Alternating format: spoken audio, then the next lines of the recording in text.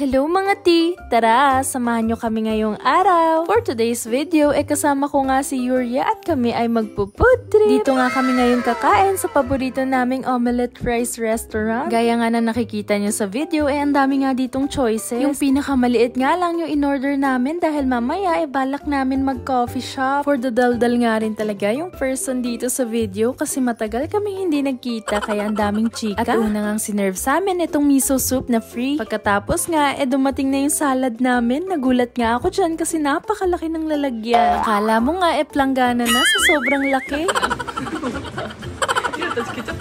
Pinili nga naming dressing para kakaiba itong tomato kaya lang mukha lang siyang ketchup. Ayan, iti-tastes na natin tong salad. In fairness, masarap yung dressing nila. At finally, ayan na nga yung omurice namin. Kani cream croquettes nga yung in-order ko at yung kay Yuria naman ay hamburger.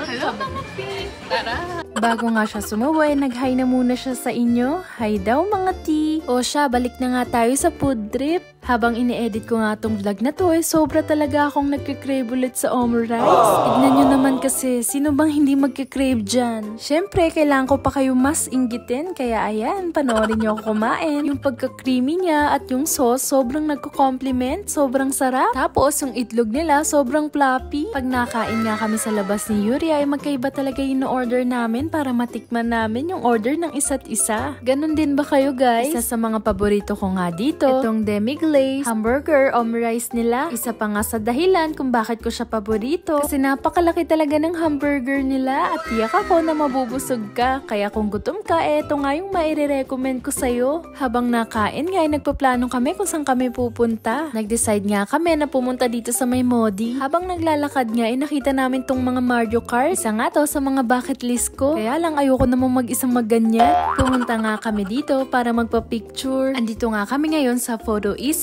Bago nga mag-picture, outfit check muna tayo. Sobrang sakit nga sa paa, yung sapatos ko na yan. By the way guys, hindi ko nga pala na-chika sa inyo na meron din ditong mga props na pwede mong gamitin for free. Tinry nga ni Yuria tong hat na to, kaya lang ayaw masara kaya hindi na namin ginamit. Pumila na nga rin kami agad-agad dahil dumadami na rin yung tao sa likod namin. Ganito nga pala sa loob nito. Pwede ka nga rin pala pumili dito sa loob kung anong team yung gusto mo. Meron na rin silang basket dito para sa mga gamit mo. Nakalagay nga rin pala dito na 100 yen only yung pwede mo ipasok dyan. Depende pala yung size ng picture dun sa prices niya. First time ko nga lang din magpapapicture dito kaya ayan, todo explain si Ate Yuria nyo. May remote nga dito sa gilid at kailangan nyo itong pindutin para makapag-picture kayo. Yung machine nga hindi nagkakalayo sa Purikura machine pero mas gusto ko nga dito kasi hindi ka nagmumukhang alien. Ciao!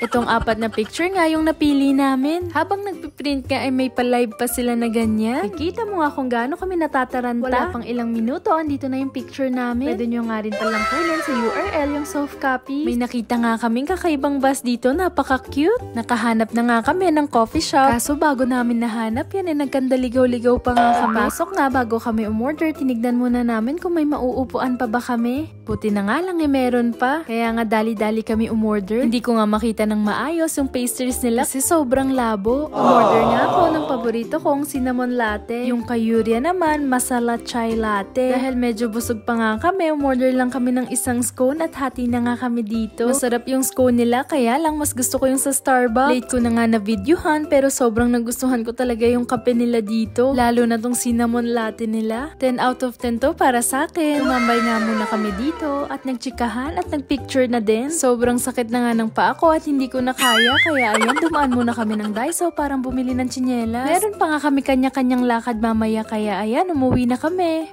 I hope you enjoyed this vlog. Thank you for watching. それじゃ、またね. Bye bye!